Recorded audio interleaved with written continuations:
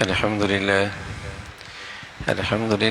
والصلاة والسلام على سيدنا محمد وعلى آله وأصحابه أجمعين. الحمد لله والصلاة والسلام على سيدنا محمد وعلى آله وأصحابه أجمعين.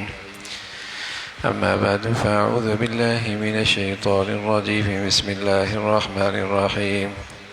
وَلِتُكْمِلُوا الْعِدَّةَ وَلِتُكَبِّرُوا اللَّهَ عَلَى مَا هَدَاكُمْ وَلَعَلَّكُمْ تَشْكُرُونَ. صدق الله العظيم.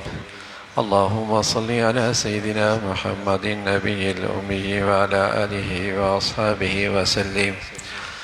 اللهم صل على سيدنا محمد النبي الأمي وعلى آله وأصحابه وسلم.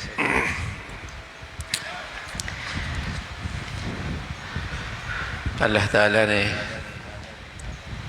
اپنے حبیب صلی اللہ علیہ وسلم کے واسطے سے اس امت کو دو خوشی کے دن عطا فرمائے.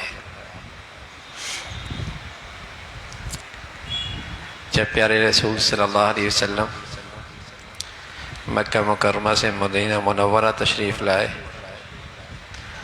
تو اہل مدینہ 2 دن تہوار ان کے مقرر تھے،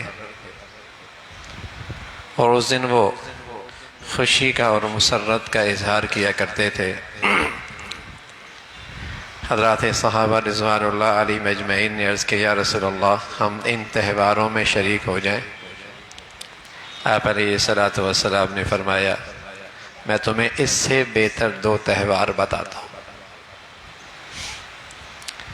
پھر آپ علیہ الصلوۃ والسلام نے مسلمانوں کے لیے 2 تہوار تجویز فرمائے جو مسلمانوں کے اور پوری امت مسلمہ کے مذہبی ملی تہوار ہے.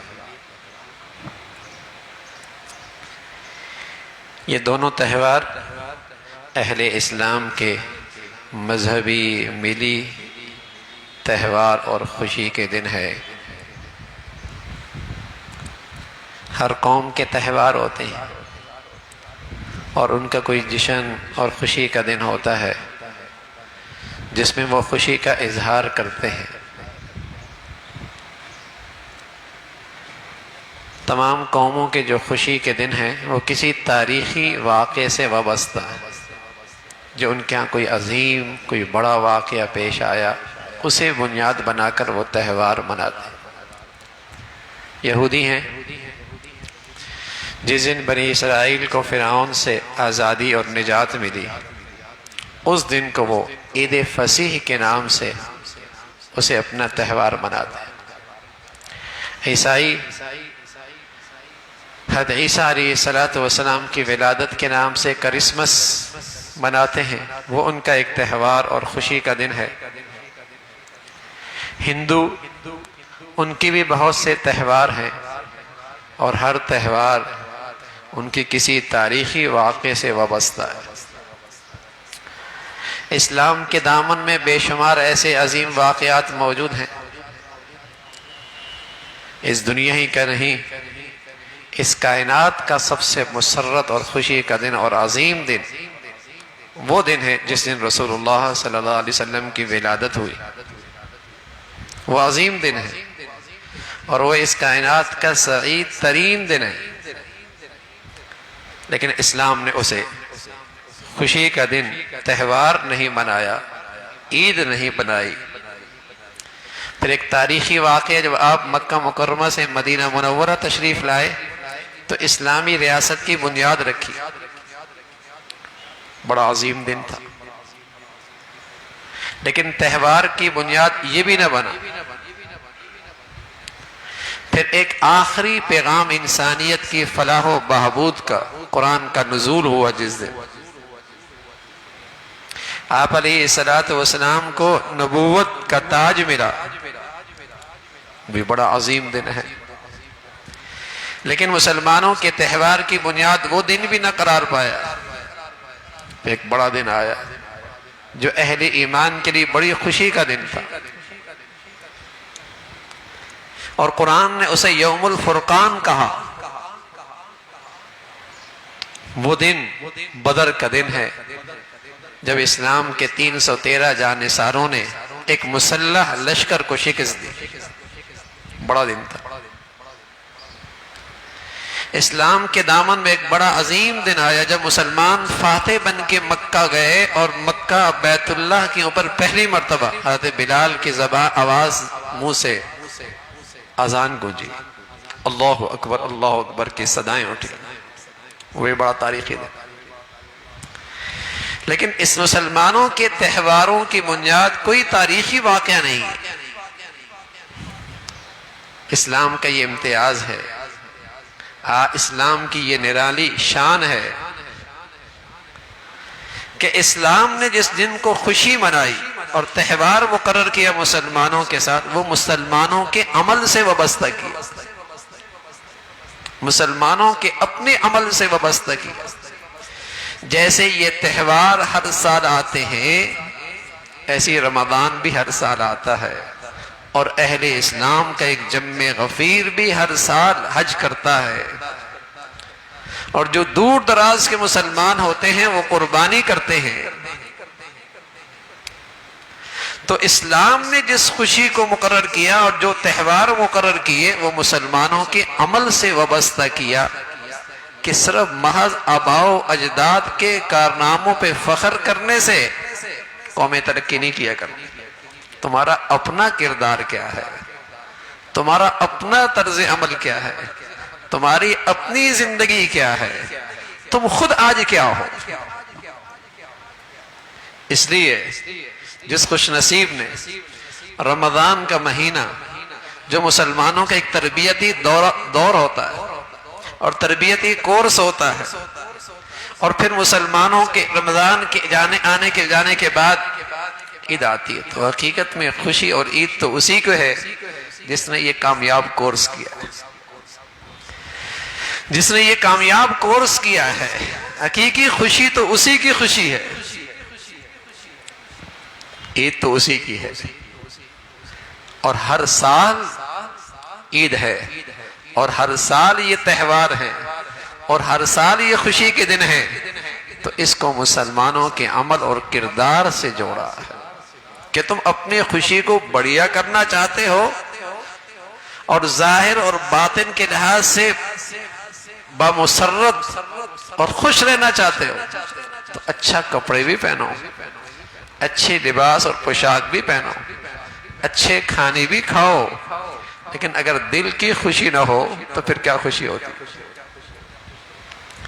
آدمی کا دل خوش نہ ہو اور کپڑے اچھے پہنے بھی ہوں، اور آدمی کا دل مطمئن نہ ہو اور دسترخوان پہ اچھے کھانے سجے ہوں تو کیا مزہ آتا؟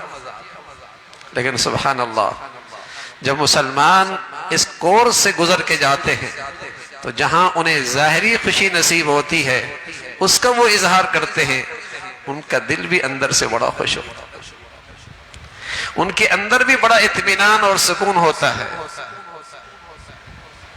تطمئن القلوب الذین آمنوا وعملوا الصالحات. ان ایمان والوں کا دل بھی بڑا سکون سے، اور ان کے دلوں کے اندر بھی بڑا اطمینان ہے. تو یہ اسلام کا امتیاز ہے کہ اہل اسلام کو جو دو تہوار ملے اور دو خوشی کے دن ملے، ایک یکم شوال کو اور ایک یکم ذی الحجہ کو، ایک عید الفطر اور ایک عید الاضحیٰ. بظاہر ان دونوں میں کوئی بڑا واقعہ اسلامی تاریخ کا نہیں ہے، رسول اللہ صلی اللہ علیہ وسلم کی زندگی کا نہیں ہے، لیکن عبادات بڑی ہیں. حج جیسی عبادت کے بعد عید الاضحیٰ ہے، اور رمضان جیسی عبادت کے بعد یہ عید الفطر ہے. اور یہ دونوں خوشیاں عمل سے وابستہ، اور مسلمانوں کے پاس پیغام ہے کہ خوشیاں ظاہری بھی ہوں اور باطنی بھی ہوں، اندر کی بھی خوشی ہو اور ظاہری تم خوشیاں مناؤ.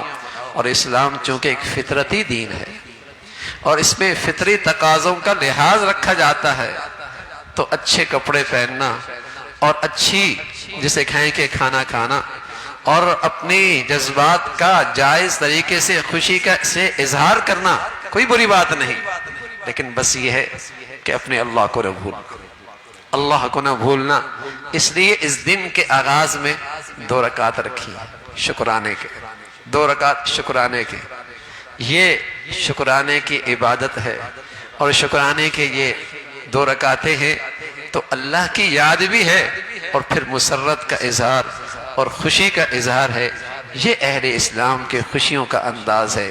اللہ رب العزت ہمیں ہمیشہ خوشیوں والی اور نعمتوں والی اور سلامتی والی زندگی نصیب فرمائے، اور اللہ نے اہل ایمان کی خوشی اور سلامتی اور نعمتیں اور ان کی حفاظت اور ان کی ترقی نیکیوں کے ساتھ رکھی ہے، نیکیوں کے ساتھ رکھی ہے، اور اپنی اطاعت اور فرما برداری کے ساتھ رکھی ہے۔ اللہ رب العزت ہمیشہ ہمیں اپنی فرما برداری بھی نصیب فرمائے، اطاعت بھی نصیب فرمائے، اور رمضان کے جو مقدس مہینہ گزرا اس کے ثمرات ہمیں پورے سال نصیب فرمائے، پورے سال نصیب فرمائے۔ حضور علیہ الصلوۃ والسلام فرمایا کرتے تھے یہ عید کا دن کیا ہے، یہ یوم الجائزہ بھی ہے، انعام کا دن بھی ہے۔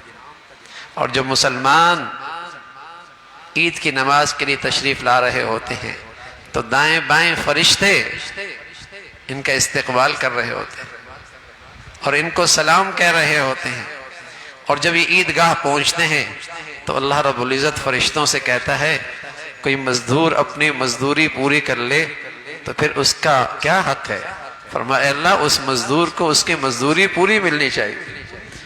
تو حضور علیہ الصلوۃ والسلام نے فرمایا اللہ کہتے ہیں میرے عزت اور میرے جلال کی قسم، میرے عزت اور میرے جلال کی قسم ہے، یہ جو بندے مزدوری پوری کر کے آج میرے گھر میں اکٹھے ہیں اور میری بندگی کے لیے آج مجتمع ہیں، میں اپنی عزت اور جلال کی قسم کھا کے کہتا ہوں میں انہیں اپنی رضا کا پروانہ دوں، میں انہیں اپنی مغفرت کا اور بخشش کا پروانہ دوں۔ تو میرے عزیزوں، اہل اسلام بڑے خوش نصیب ہیں، بڑے خوش نصیب ہیں کہ انہیں اللہ کے حبیب کے صدقے ایسے عظیم الشان دن نصیب ہوئے اور ایسی عظیم الشان عبادات نصیب ہوئی جہاں دل کو بھی خوشی ملتی ہے اور جسم کو بھی راحت اور مسرت ملتی ہے، ورنہ دنیا کے پاس دل کی خوشی کا سامان نہیں ہے، دنیا کے پاس دل کی خوشی کا سامان نہیں ہے، وہاں صرف بے چینی اور بے سکونی ہے۔ لیکن ہم اپنے نبی کے دامن سے سچائی سے وابستہ ہو جائیں تو باطن کی خوشی بھی ہے، دل کا اطمینان بھی ہے اور دل کا سکون بھی ہے، اور ظاہری نعمتوں سے بھی لطف اندوز ہونے کا اللہ رب العزت نے موقع عطا فرمایا ہے۔ اللہ رب العزت ہمیں ہمیشہ نعمت اسلام کی قدردانی نصیب فرمائے، ہمیشہ اللہ تعالیٰ میں نعمت اسلام کی قدردانی نصیب فرمائے، اور اس مبارک زندگی پہ اللہ تعالیٰ میں استقامت عطا فرمائے۔ اب ماشاءاللہ چونکہ یہ عید سال میں ایک مرتبہ ہوتی ہے عید الفطر، تو اس کا عمل ہم تازہ کر لیتے ہیں کہ کس طریقے سے ہم نے اس کو ادا کرنا ہے۔ یہ 2 رکعت ہوتی ہیں اور یہ 2 رکعت شکرانے کی ہوتی ہیں اور یہ واجب ہے، بس یہ دل میں نیت کر لینا کافی ہے۔ 2 رکعت شکرانے کے عید الفطر کے، اور اس میں 6 تکبیریں زائد ہوتی ہیں۔ اس کا آغاز یوں ہوتا ہے کہ سب سے پہلے ایک تکبیر کہی جاتی ہے اور ہاتھ کانوں تک اٹھائے جاتے ہیں اور باندھ دیے جاتے ہیں، اس کو تکبیر تحریمہ کہتے ہیں، اور پھر ثنا پڑھتے ہیں سبحانک اللہم بحمدک وتبارک اسمک وتعالی جدک ولا الہ غیرک۔ اس کے بعد ایک تکبیر کہی جاتی ہے، ہاتھ کانوں تک اٹھائے جاتے ہیں اور چھوڑ دیے جاتے ہیں، پھر دوسری تکبیر کہی جاتی ہے، ہاتھ کانوں تک اٹھائے جاتے ہیں اور چھوڑ دیے جاتے ہیں، اور پھر تیسری تکبیر کہی جاتی ہے، ہاتھ کانوں تک اٹھائے جاتے ہیں اور باندھ دیے جاتے ہیں، اور پھر معمول کے مطابق فاتحہ قرات اور پھر رکوع اور پھر 2 سجدے، اور پھر دوسری رکعت کے لیے کھڑے ہو جاتے ہیں۔ دوسری رکعت میں معمول کے مطابق تلاوت ہوتی ہے، اور جب قرات اور تلاوت مکمل ہو جاتی ہے پھر 3 تکبیریں کہی جاتی ہیں، ہاتھ کانوں تک اٹھائے جاتے ہیں اور چھوڑ دی جاتے ہیں، پھر دوسری تکبیر میں ہاتھ کانوں تک اٹھائے جاتے ہیں اور چھوڑ دی جاتے ہیں، اور پھر تیسری تکبیر میں ہاتھ کانوں تک اٹھائے جاتے ہیں اور چھوڑ دی جاتے ہیں، اور چوتھی تکبیر میں ہاتھ کانوں تک اٹھائے بغیر سیدھے رکوع میں چلے جاتے ہیں، پھر رکوع اور 2 سجدے اور سلام اور پھر دعا، اور دعا کے بعد پھر خطبہ ہوتا ہے۔ اس خطبے کو خاموشی کے ساتھ سننا بھی ضروری ہے، اس خطبے کا خاموشی کا سننا بھی ضروری ہوتا ہے۔ صفیں بنا لیں انشاءاللہ۔